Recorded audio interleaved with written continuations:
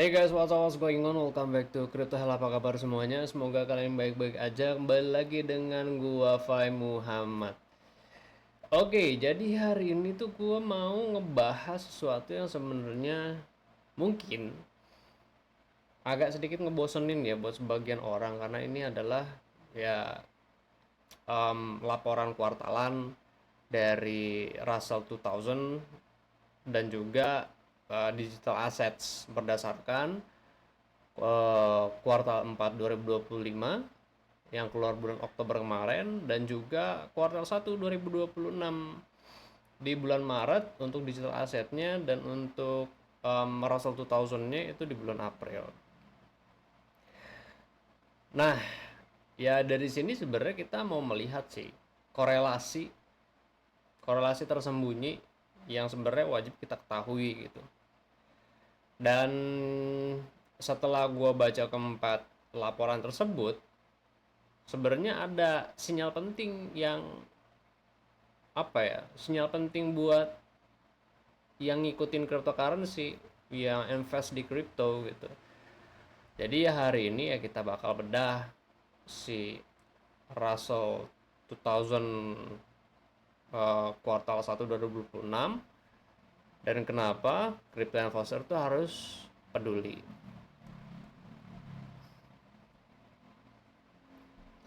Dan kan masih banyak ya sebagian orang pun di luar sana yang bertanya-tanya gitu. Sebenarnya kapan sih kripto naik lagi, terus si altcoin tuh kapan sih ngepam lagi? Kan khususnya adalah si Bitcoin ya kan. Kenapa harganya kok nggak naik-naik, turunnya sampai berapa? Pertanyaannya kan itu aja. Nah, tapi teman-teman tanpa disadari di sisi lain ternyata ada satu kelas aset yang diam-diam tuh ngambil untung, guys. Dan hampir sebenarnya dari mayoritas kita tuh nggak ada yang ngomongin soal ini gitu. Nah, di sini gua mau kasih lo angka dulu ya, guys. Bahwa sebenarnya Russell 2000 itu, ini buat teman-teman yang memang belum tahu ya, bahwa Russell 2000 itu adalah indeks small cap atau indeks dari perusahaan-perusahaan kecil di Amerika yang pada kuartal 3 itu naik 12,4% kuartal 3 2025. Sebenarnya ini outperform dari si large cap-nya sendiri. Nah, sementara di sisi kriptonya sendiri, small cap cryptocurrency diem-diem tuh turun, guys. 46,1% dalam 12 bulan. Ini kan hampir setengah nilai. Gitu ya. Hampir setengah nilai yang hilang. Dan gold, kalau kita lihat-lihat memang akhir tahun kemarin 62% plus dalam 12 bulan, dan ini memang menjadi the king of safe haven gitu di 2025. Nah, ya kalau kita lihat berdasarkan laporan, sebenarnya ini bukan sebuah kebetulan, dan ini juga bukan noise lah gitu. Dan teman-teman bisa menyadari bahwa ini adalah sebuah cerita tentang korelasi tersembunyi yang sebenarnya kalau lo nggak ngerti, ya lo bisa salah posisi gitu. Lo tuh bisa salah posisi di tahun 2026 ini. Jadi ya hari ini kita akan mencoba untuk membedah dari awal sampai akhir secara lengkap ya, menggunakan summary yang udah gue buat berdasarkan keempat laporan yang sudah dikeluarkan resmi oleh FTSE. Kalau teman-teman mungkin mau ngebaca langsung laporannya, ya nanti gue akan sematkan linknya ada di deskripsi. Sementara kalau teman-teman mau download ini nanti, ntar gue akan upload di Google Drive seperti biasa. Oke, let's go ya. Kita lanjut ke slide 2. Nah, biar lu nggak bingung ya, kita mau kemana sebenarnya. Ini roadmap untuk episode hari ini ya guys. Jadi ada 6 tema besar yang bakal kita kupas. Yang pertama itu kita mulai dari Russell 2000-nya dulu guys, ya kan. Gimana performa small cap Amerika di 2025 dan apa yang berubah di 2026 ini. Terus yang kedua itu ada kita masuk ke digital assets dari yang tadinya as a hero ya. Nah sekarang ya kita akan ngelihat berdasar kasih datanya seperti apa, biar data yang ngomong sendiri. Yang ketiga ya kita lihat korelasi tersembunyi antara si small cap equity itu sama kriptonya sendiri. Nah menurut gue ya ini yang akan paling menarik, paling sangat menarik untuk didiskusiin di kolom komentar. Terus yang keempat itu ada reality check soal altcoin. Karena ternyata label small cap-nya itu di equity sama di crypto, ya ini beda banget maknanya sebenarnya. Dan yang kelima itu ada pandangan makro global 2026. Nah, rezim apa yang lagi terjadi dan ya pengaruhnya di setiap aset. Dan yang keenam itu yang paling penting buat lo yang mungkin aktif di pasar saat ini gitu. Ya, ini bisa menjadi 6 tips manuver untuk kita para retail investor biar bisa survive di 2026. Nah, kita mulai ya dari yang pertama. Nah, buat yang belum tahu, Russell 2000 itu kan sebenarnya adalah indeks yang isinya 2000 perusahaan small cap Amerika. Ingat ya, ulang lagi. Russell 2000 itu adalah indeks yang isinya 2000 perusahaan small cap Amerika. Nah, ini bukan Nasdaq, bukan S&P 500 yang seperti kita ketahui. Ini tuh ya kayak perusahaan-perusahaan kecil aja, tapi kecilnya itu memang konteksnya di Amerika. Ya tetap jutaan dolar. Nah, di 2025 itu tuh sebenarnya jadi tahun yang bagus buat mereka gitu. Bagus banget. Karena kuartal 3 2025 aja returnnya itu 12,4% plus gitu. Plus 12,4%. Dan Russell 1000, nah Russell 1000 ini beda lagi ya. Ini sebenarnya isinya adalah perusahaan besar, indeks dari 1000 perusahaan large cap atau perusahaan besar. Nah, cuma naik 8%. Yang artinya sebenarnya small cap tuh menang dari large cap pada 2025 kemarin kuartal 3. Terus kalau lo lihat di 12 bulan penuh, returnnya itu sebenarnya adalah mana ini gue ini returnnya itu sebenarnya 10,8% plus. Ini konsisten ya, bukan fluke. Terus ada yang menarik lagi guys, 19 IPO baru masuk ke Russell 2000 di periode itu. Ini angka tertinggi ya dalam 3 tahun terakhir. Yang artinya memang ada bisnis baru yang sehat yang masuk ke ekosistem yang bukan cuma sekedar ngejual hype aja gitu. Dan kalau lo lihat dari sisi valuasi, PE Russell itu uh, ada di 16,38%. Ya bandingkan aja sama Russell 1000 yang 23,17. Small cap kan secara objektif lebih murah sebenarnya kan. Tapi ini ya bukan sekedar soal angka murah aja. Ini jadi soal strategi, bukan kita ngomongin soal luck atau keberuntungan. Nah, investor yang masuk R2K di 2025 itu sebenarnya paham bahwa pas suku bunga itu masih tinggi, perusahaan yang punya real earning, real cash flow itu sebenarnya bisa bertahan. Dan R2K itu R2K deliver itu. Nah, sorry. Oh iya bener. Kita masuk ke 2026 ya. Dan sesuatu memang agak sedikit berubah, dan ini yang gue bilang tadi ya, kalau lu nggak ngikutin lu bisa salah posisi. Di kuartal 1 2026 Russell 2000 tuh masih plus 0,9%. Iya, terdengar emang kelihatannya kecil gitu, tapi Russell 1000 si large capnya sendiri ya, si large capnya sendiri itu turun guys 4,2%. Jadi small cap tuh sebenarnya masih menang ya, meskipun tipis tapi masih menang. Yang penting banget di sini, P Russell 2000 itu turun 14,62%. Yang ini sebenarnya artinya adalah makin murah. Ya jadi bukan makin mahal. Nah di dunia equity kan ini bukan bad news. Ini kayak barang diskon tapi fundamentalnya tuh masih oke lah gitu. Dan yang paling parah, small growth itu turun 2,8%, yang artinya sebenarnya narasinya itu growth at any price. Beli saham dengan harga tinggi karena potensi di masa depan.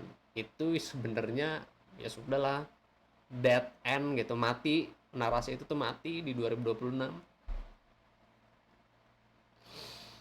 Nah, key insight yang harus kita pegang, investor sekarang tuh lagi shifting dari growth any price ke real economy, ya real economy exposure sini. Mereka nggak mau lagi beli potensi, mereka mau beli real business yang punya revenue gitu, yang punya pelanggan, yang punya daily earning, bukan proyeksi 5 tahun lagi gitu. Makanya gua pribadi pun di 2025 2026 di Indonesia ya, di market Indonesia pun sendiri sangat-sangat merasakan bahwa memang saat ini appetite investor itu jauh melihat um, real business yang sudah memiliki traction. Agak sulit memang di kuartal 1, di kuartal 4 di 2025, kuartal 1 2026 untuk jualan konsep gitu.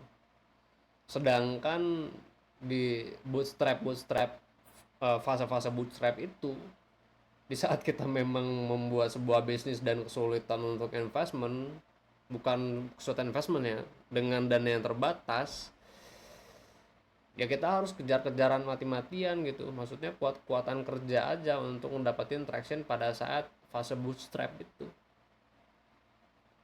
biar bisa naik level lagi ke seed atau ke series A. Tapi kan itu take times kan.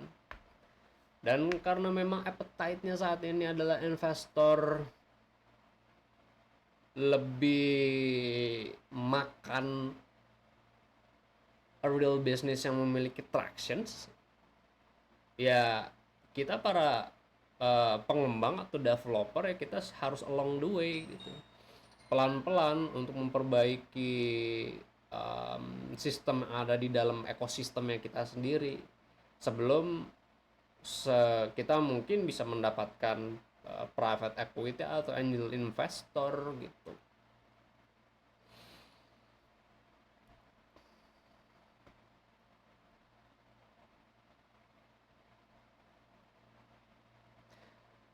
Dan apa yang kita omongin barusan ini adalah konteks yang memang penting banget ya buat ngerti sebenarnya kenapa kripto tuh lagi ada di posisi kayak sekarang gitu. Oke, kita ada deep dive sedikit soal kenapa investor tuh tertarik ke R2K. Ada 5 faktor ya guys yang gua highlight di sini. Yang pertama itu valuasi. PE R2K ada di 14,6. PE Russell 1000 itu ada di angka 19 rasionya. Selisihnya memang gede. Nah, small cap secara objektif itu lebih murah. Ini sebenarnya bukan opini ya, bukan opini pribadi, ini adalah matematiknya aja. Terus yang kedua, leverage. Debt to equity perusahaan di R2K itu rata-rata 0,4 guys. Ini artinya mereka nggak over leverage. Di environment suku bunga tinggi kayak sekarang, ini tuh penting banget guys. Perusahaan-perusahaan yang kebanyakan utang itu bakal kesusahan, kesulitan. Justru yang yang di R2K itu relatif sehat gitu. Terus yang ketiga, quality. Return ROA-nya atau itu naik ke 2,22%. ROA itu return on assets, yang menandakan sebenarnya kualitas perusahaan-perusahaannya itu lagi improving. Jadi ini bukan cuma murah, tapi ya juga makin efisien kalau kita lihat. Yang keempat adalah pipeline. Nah, di kuartal 1 2026 kan ada IPO, ada 9 IPO baru yang masuk R2K. Ini menjadi pipeline yang sehat ya guys, bukan spekulatif. Ini jadi bisnis yang udah cukup mature lah buat go public. Terus yang kelima adalah volatilitas RVX. Itu kan adalah volatility index buat R2K. Nah, naik sekitar 33 karena ada ya krisis Timur Tengah, kalau teman-teman perhatiin kan. Nah, tapi ya kalau teman-teman memperhatikan secara detail atau merinci, R2K itu sebenarnya collapse. R2K itu sebenarnya survive guys, nggak collapse. So, ini bisa menjadi bukti bahwa mereka itu bisa bertahan, bisa survive dalam kondisi seperti ini. Dan kesimpulannya sebenarnya itu sederhana. Investor sekarang tuh ya cari earning, ya bukan naratif. Dan R2K itu deliver keduanya sebenarnya. Oke, sekarang kita pindah kubu ya, kita ke digital asset. Dan gue mau mulai dengan satu pertanyaan sederhana sebenarnya. Lo masih ada nggak sih megang altcoin cukup lama, mungkin dari 2024 gitu, atau dari awal 2025? Nah, kalau mungkin iya, kalau gue kan udah exit XRP kemarin di bulan Oktober 2025 kemarin, tahun lalu. Nah, kalau iya, teman-teman masih nge-hold altcoin dengan reason mungkin long terms atau seperti apa. Nah, data berikut ini mungkin bikin lu tuh nggak nyaman, tapi justru itu yang harus kita lihat. Nah, dalam 12 bulan terakhir, Bitcoin Index itu turun 6,3% guys. Sini ya teman-teman, lihat 6,3%. Ini pertama kalinya negatif sejak 2022. Teman-teman bisa cross check data ini tuh langsung di laporan resmi yang barusan gua bilang ya. Nah, small cap crypto itu turun 46,1%, hampir setengah. Sementara itu gold itu naik plus 62% dalam 12 bulan yang sama.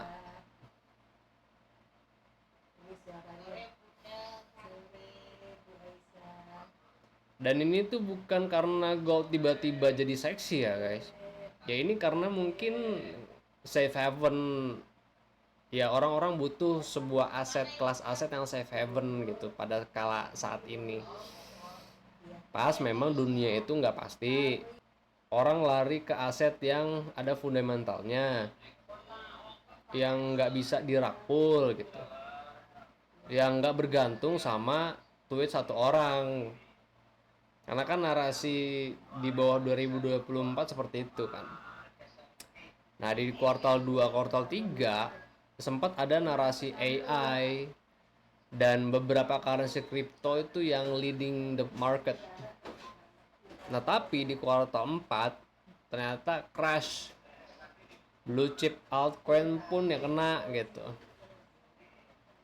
Nah, ini bukan bear market biasa ya. Ini adalah kayak pergeseran rezim gitu.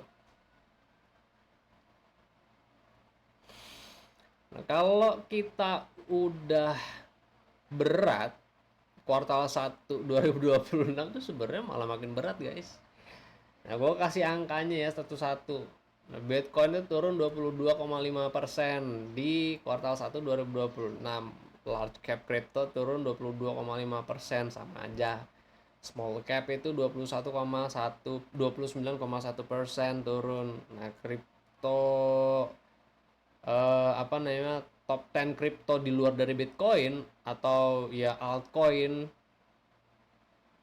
di luar dari Bitcoin, gimana sih bahasanya gitulah. Jadi 10 kripto di luar Bitcoin sebenarnya gitu. Itu turun 27,93%. So ya nggak ada tempat yang secure kalau untuk saat ini. Bahkan kalau lo di large cap crypto pun lo tetap minus 22% lebih. Dan yang bikin ini makin menyakitkan tuh sebenarnya banyak orang yang masuk dengan mindset, ya gue aman kalau gue staking dan gue juga dapat passive income. Ya nggak begitu juga, guys.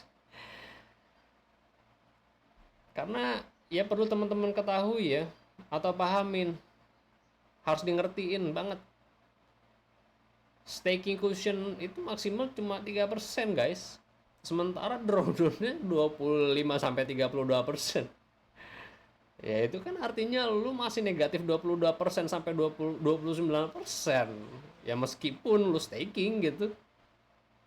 So, narasi pasif income dari staking di saat bear market seperti ini kayak ilusi banget. Jadi lu jangan pernah kemakan tuh sama marketing influencer yang bilang bear market harus staking. Ini data masalahnya yang bilang, guys. Ya gua to the point aja gitu. Karena ya sudah, di saat bear market seperti ini adalah cara kita untuk memperhatikan market, wait and see dulu. Bukan kita mengambil action untuk mengamankan aset yang ternyata apa namanya, valuasinya turun dari nilai aset pertama kita investasi dengan cara mungkin staking gitu. Ya beginilah datanya. Jadi kalian dimakan sama ilusi. Nah, sekarang kita lihat gambaran besarnya. Karena ini yang paling mind blowing buat gua. Selama 5 kuartal berturut-turut, Russell 2000 itu outperform Bitcoin secara kumulatif sebesar 35,5%. 5 kuartal. Bukan 1 bulan luck gitu ya. Bukan keberuntungan 1 bulan nih. Dibanding small cap crypto, kumulatifnya tuh 84,3%. Gapnya itu masif, guys, tinggi ini. Dan kalau lo adjust by volatility alias per unit resiko yang lo ambil di kuartal 4 2025, divergence-nya tuh mencapai 2,17. Ini angka yang sebenarnya ekstrim. Artinya untuk setiap unit resiko yang sama, R2K itu kasih return jauh lebih baik dari kripto. Ya ini bukan soal crypto bad equity good ya. Sebenarnya ini cuma soal efisiensi aja. Per unit resiko yang lo tanggung. So, ya kripto gagal total di periode ini. Dan kalau lo masih bilang ya nanti juga balik lagi, nanti juga all time high lagi, ya ada kemungkinan ya Bitcoin pasti naik ya, tapi kan nunggu berapa lama dan opportunity cost-nya berapa, itu yang perlu diperhitungkan kan.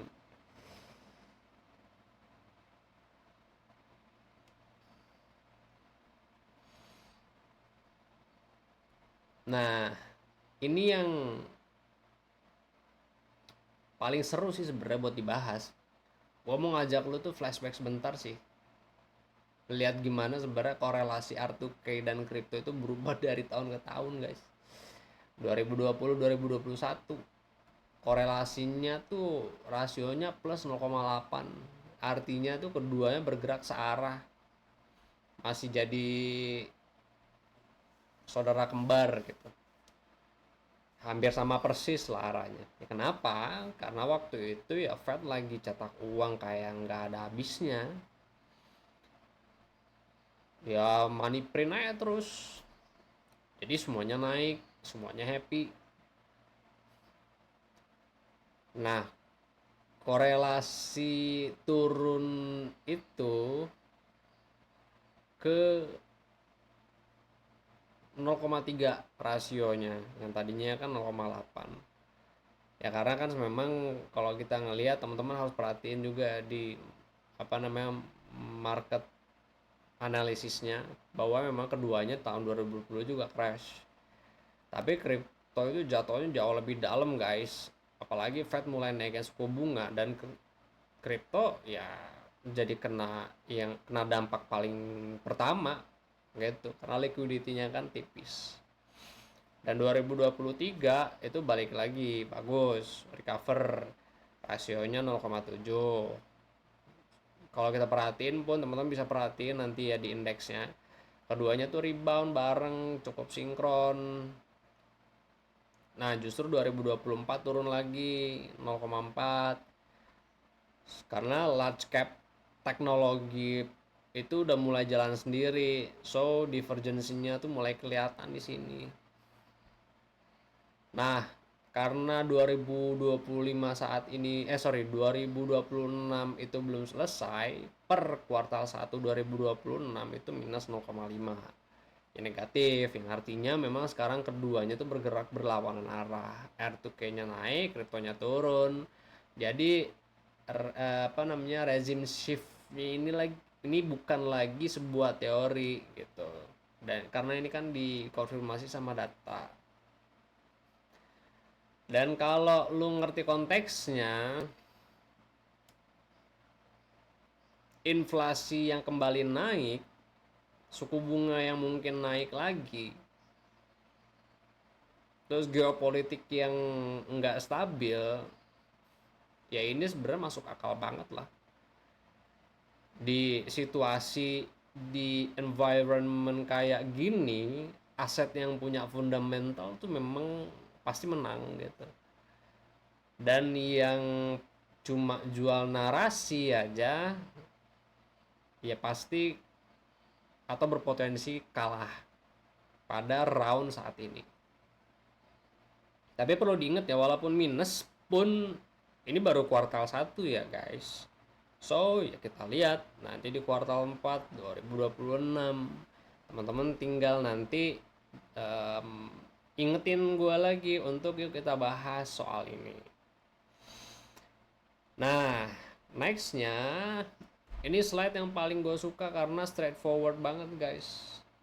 Small cap, satu label di dua dunia yang berbeda ya. Ini kita komparasinya seperti ini ya guys. R2K small cap, ada earning, ada cash flow, ada balance sheet yang bisa lo audit. Terus ini ya, kalau ini sih sebenarnya teman-teman bisa baca aja sih. Bisa baca karena ini adalah sebuah komparasi aja.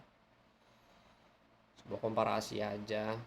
Jadi ya kalau ada yang bilang gua harus invest di small cap crypto sama kayak invest di small cap equity, ya kalau lu bandingin sekarang lu tahu perbandingannya tuh sekarang lagi nggak apple to apple sama sekali. Small cap di equity kalau sekarang itu value opportunity, kalau small cap di crypto itu sama dengan value trap sekarang.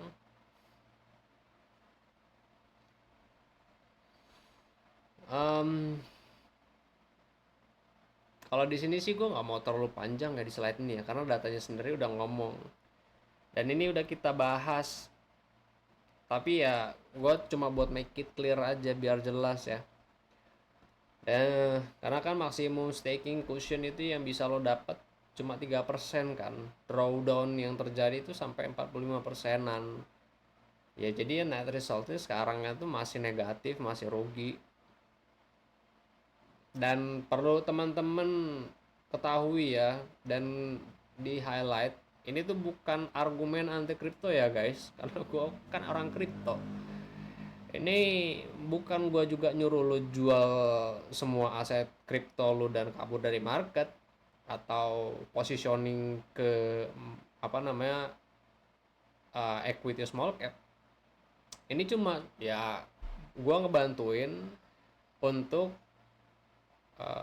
gue ngebantuin tentang kesadaran lah.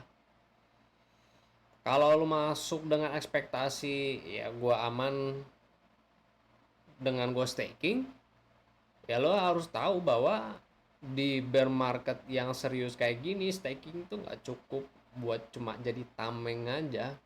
Karena gue pun pernah merasakan itu di 2022 ya, di 2022 staking Ethereum pas harga tuh, iya pas market itu crash, dan ya emang gak nutup sama sekali gitu. Jadi ya jangan sampai lu bikin keputusan finansial berdasarkan narasi yang udah basi gitu, yang udah ya gagal.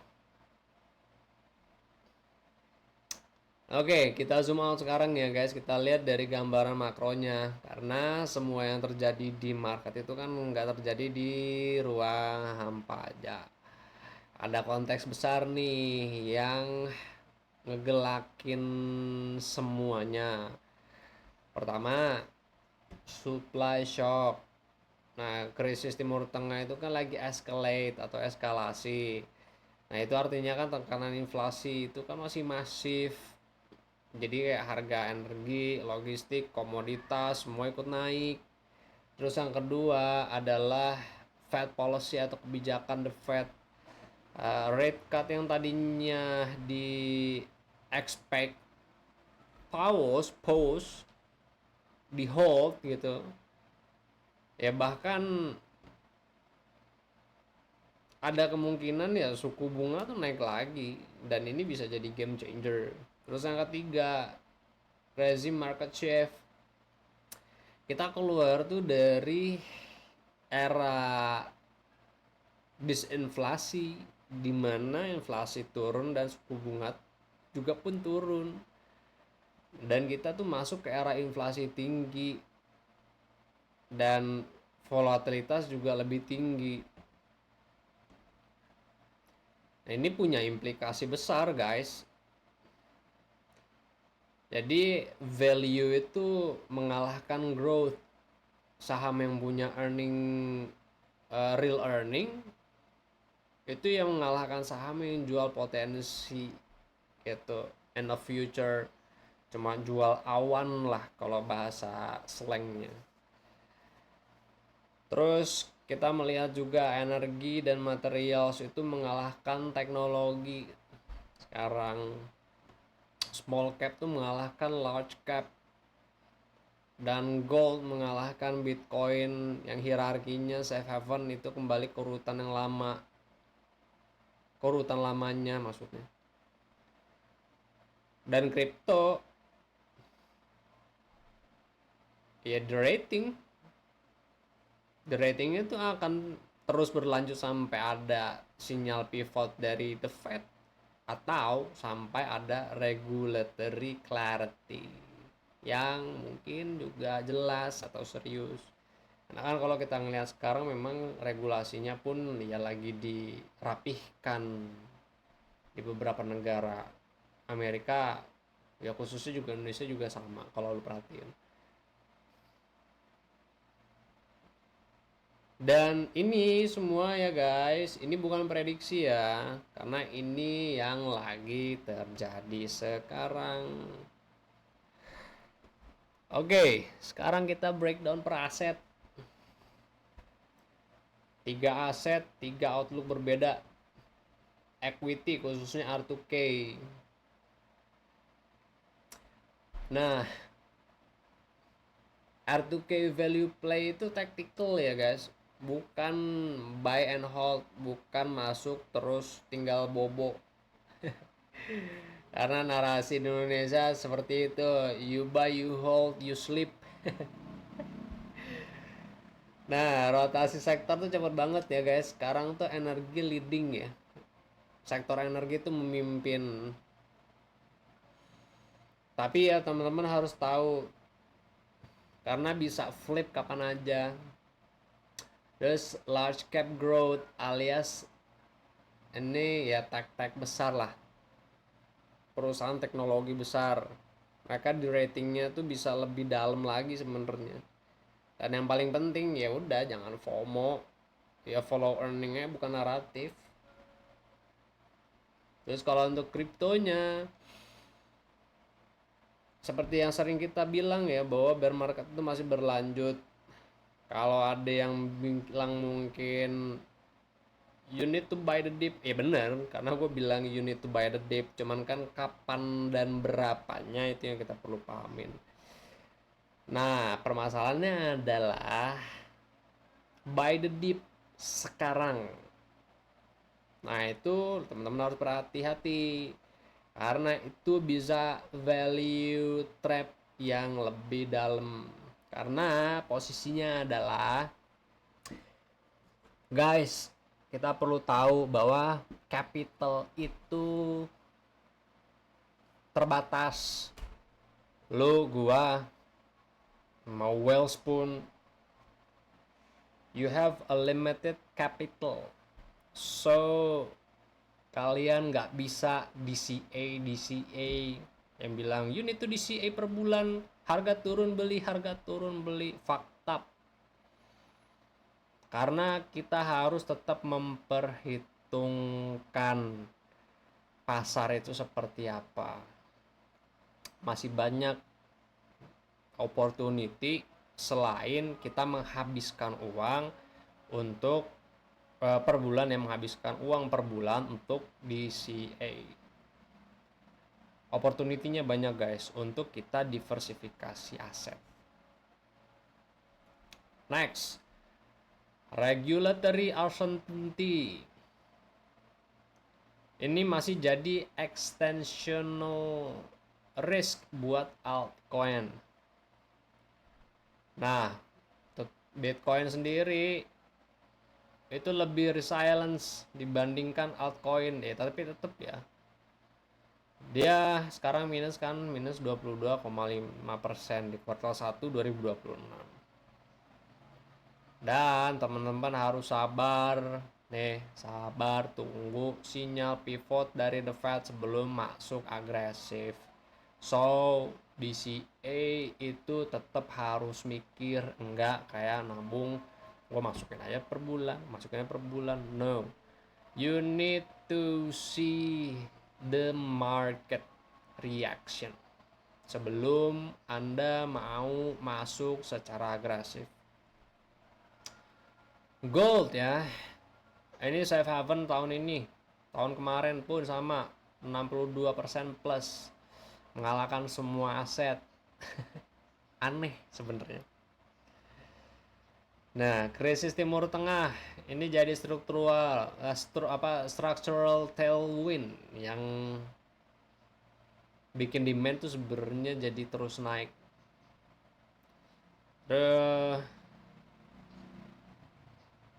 Di inflation regime sebenarnya gold hierarchy itu kembali di atas Bitcoin.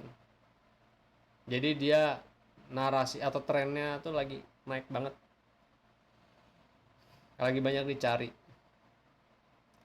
Terus core holding itu 20% plus di portofolio itu direkomendasi yang masuk akal sekarang, kalau mungkin teman-teman mau menjadikan gold itu adalah holding utamanya teman-teman.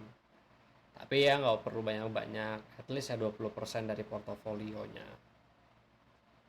Dan key risk, kunci resiko ya, key risk terbesarnya itu recession versus stagflation. Dua skenario yang sama-sama nggak enak sebenarnya ini guys. Ya, tapi R2K yang commodity heavy itu ya bisa survive. Dan crypto itu worst case skenario ya buat mereka kalau sekarang. Oke, kita masuk ke bagian yang paling praktikal. Karena semua analisis tadi itu percuma kalau nggak ada actionnya kan. Jadi gue kasih lo tuh survival matrix. Ini bukan financial advice ya guys. Ini framing buat lo mikir sendiri aja dengan lebih jernih gitu, lebih clear. Sebenarnya ada 6 posisi di sini yang gue share sama teman-teman. Gold plus commodity. Karena resikonya rendah, returnnya tinggi. Probability-nya suksesnya tuh 75%. Jadi ini bisa jadi sweet spot. Dan core holding dengan core holding yang sangat direkomendasikan. Terus R2K value play, resikonya tuh medium dengan returnnya pun yang medium, probability-nya itu 55%. Ya, tapi ini balik lagi ya guys, karena ini small cap, ya kita tetap harus aktif karena rotasinya perlu cepet. Nah, ini balance ya, 60-20-20. Jadi 60%-nya itu di value equity. Terus gold sama komoditinya itu 20%. Iya bener, gold sama komoditinya itu 20%. Dan tetap cash harus ada 20%. Resikonya kalau kita bandingkan ini resikonya medium dan juga returnnya medium. Probability-nya tetap 70%. Ini sebenarnya konservatif, optimal buat yang nggak mau terlalu agresif gitu. Ini wait and see alias cash, resikonya ya cuma 15%. Returnnya 0, tapi ya probability-nya 55%. Karena ini valid, kita perlu preserve capital dulu sambil nunggu clarity lebih baik ya, daripada kita masuk di waktu saat ini salah banget kan. So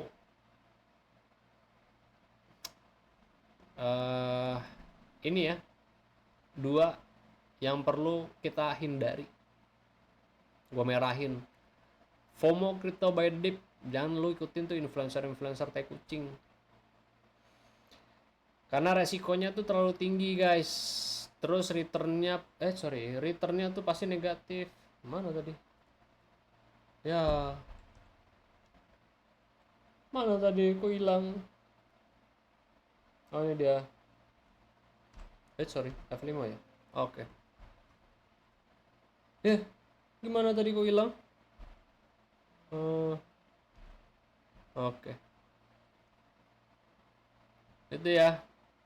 Returnnya negatif. Mana tadi kok hilang? Oh ini deh. Karena returnnya negatif ya guys. Probability-nya cuma 5%. Jadi ya lo perlu tahu bahwa ini tuh bukan gambling yang worth it gitu. Terus all in growth tech, karena ini resikonya tinggi, returnnya juga negatif, probability-nya cuma 20%. So ya di rating ya masih akan lanjut. Jadi intinya adalah sekarang ya bukan waktunya jadi hero. Sekarang ya waktunya kita sadar soal resiko dan pilih posisi yang memang sesuai dengan proporsinya kita. Kalau lu nanya gua, Om Hel, lu seperti apa sekarang kondisinya? Kondisinya gua adalah ini. Ah, kenapa? Tidak.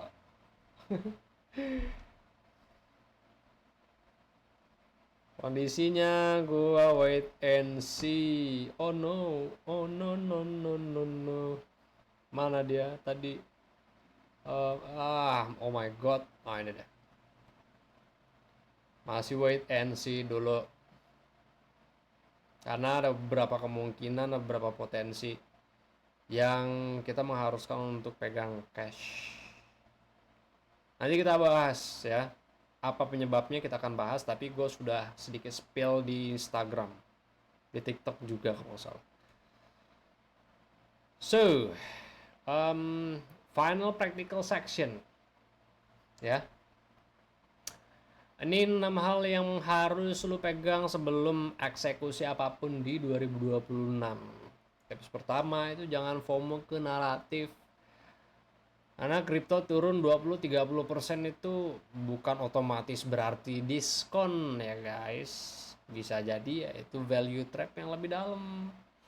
So pastiin lo tuh tahu kenapa harga tuh turun sebelum lu masuk.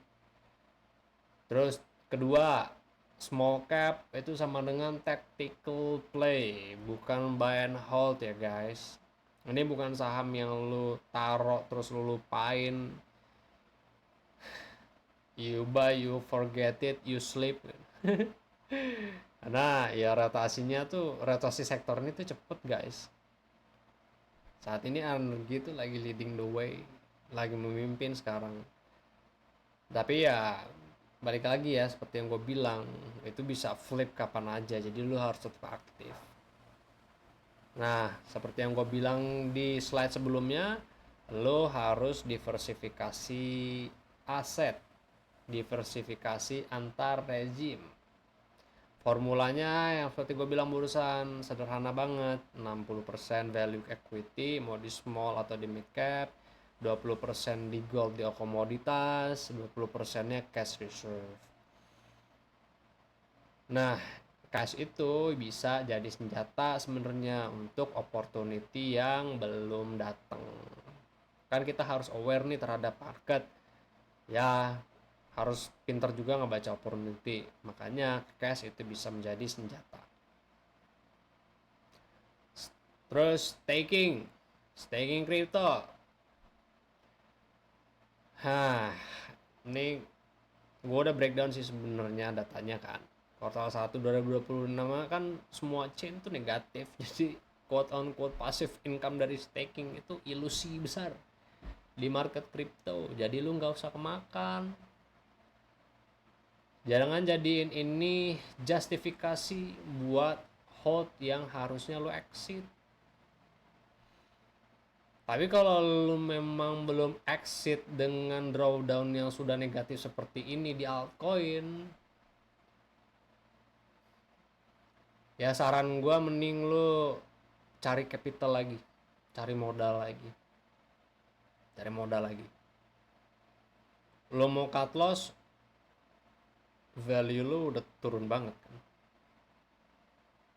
Lu mau averaging, kita belum tahu harga kapan naik. Walaupun gue sudah membuat analisis ya, atau patokan acuan kapan market akan bergerak. So ya kita harus tetap wise lah. Cari modal sebanyak-banyaknya untuk compound. Terus yang kelima adalah Fed Watch dan geopolitik. Karena ya konflik Timur Tengah itu kan inflationary shock. Fed yang nggak jadi cut rates itu kan game changer. Jadi ya jangan catch falling knife sambil nunggu katalis yang sebenarnya belum ada. Terus yang keenam adalah valuasi matters again. R2K PE-nya kan 14,6 versus Russell 1000 yang sekarang 19. Selisih itu kan sebenarnya meaningful. Di environment kayak saat ini tuh earning driven investment itu adalah the only game in the town saat ini.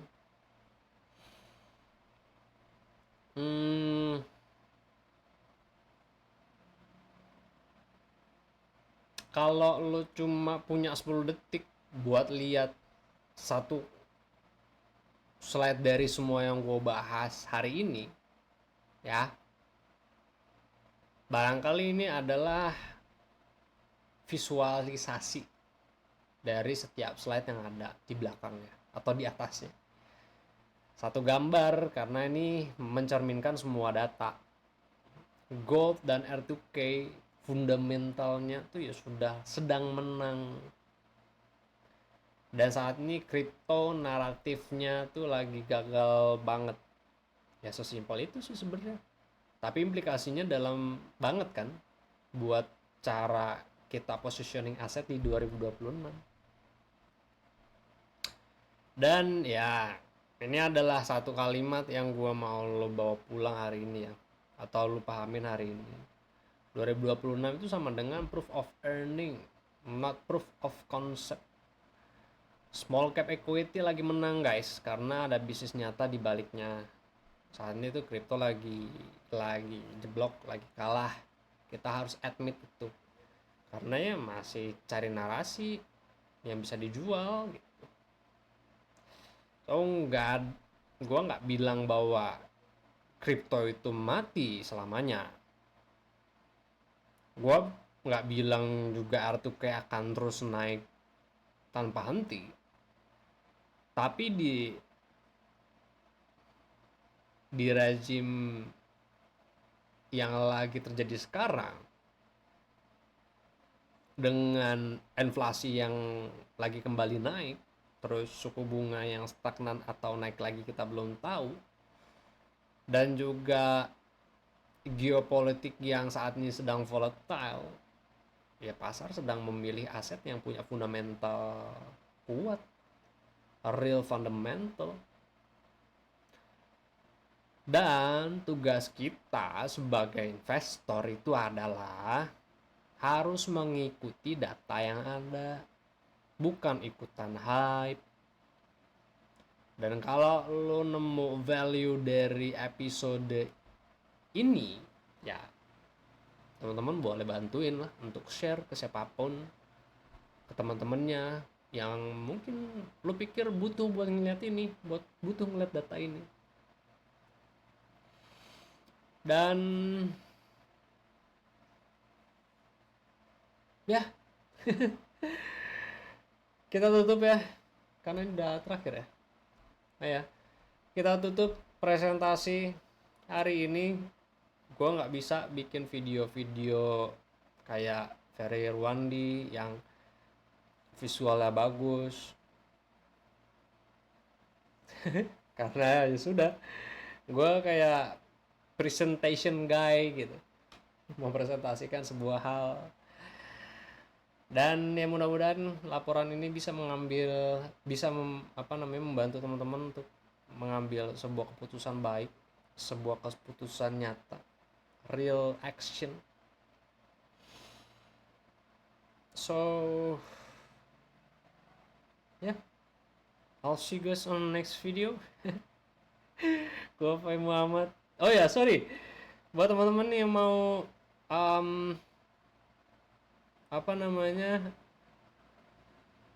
PDF ebook gratis soal trading, teman-teman tinggal komen aja di kolom komentar mau sih, mudah banget, mau dong bang, apa kek, diskusi kek gitu. Pokoknya teman-teman komen lah, apapun itu terserah aja. Dan gue akan pilih 100 orang pertama yang komen. 100 orang pertama yang komen gue akan kirim by DM di Telegram Sopas tentunya. Tinggal gue shout out aja nanti di video nextnya siapa aja namanya, teman-teman DM gue di Telegram, gue akan kirim satu-satu. Oke? Thank you very much for watching. Gue Fai Muhammad. Kalian jangan sakit-sakit status karena sehat itu mahal. I'll see you guys on next video. Peace out.